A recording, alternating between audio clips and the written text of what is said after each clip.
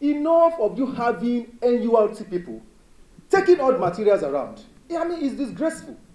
You see all these yellow buses carrying materials around, stalking people, INEC officials in that vehicle.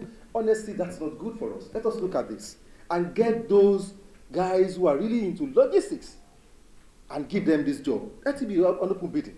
If there's open bidding, you know as the company is not right, we, the journalists, should hold those companies responsible and tell them that this particular company is not too good for us.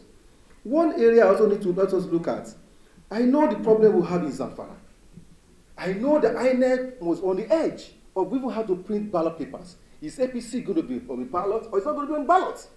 And so they had to wait on the breathtaking, on the court had to decide. Why do we have to go through this route?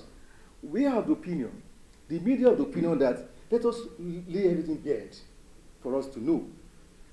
Before 72 hours before the election, everybody should know that yes, we are serious, we are ready for this election. And not at wee hours of the day.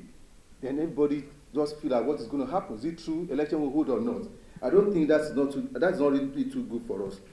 One area I also want us to look to is the area of acquisition of journalists. Because you've asked us to talk about our challenges. And we have seen areas where those who are not really journalists are covering elections. I've covered the election outside this country. The first port of call of any journalist is the Union of Journalists. Because we also have what we call a press card. The Union of Journalists in Nigeria has done what we call a biometric registration to know who are really their members. Even if you are an online journalist, we also know that you are our members. And so, in the equation whereby every free-for-all are given the opportunity to cover elections, it's not too good. Yes, INEC had his own accredited journalists, in Abuja, but what happened in the States? So, for us, let us have a dialogue on this. Give us that responsibility to know our members and hold our members responsible. You are going to contribute in two ways. One, the issue of professionalism. Everybody have talked about fake news. Everybody have talked about professional conduct.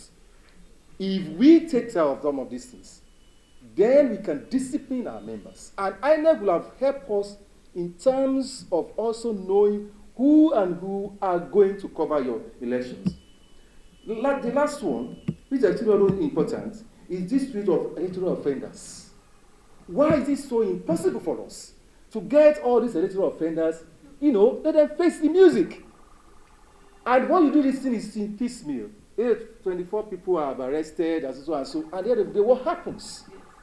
There are more the consequences for some actions in this country. And for us as journalists, we let it bare. But what happens? Let INEC and all of us not say that, yes, if there's going to be a special court, there's no problem. We have a special court for electoral offenders.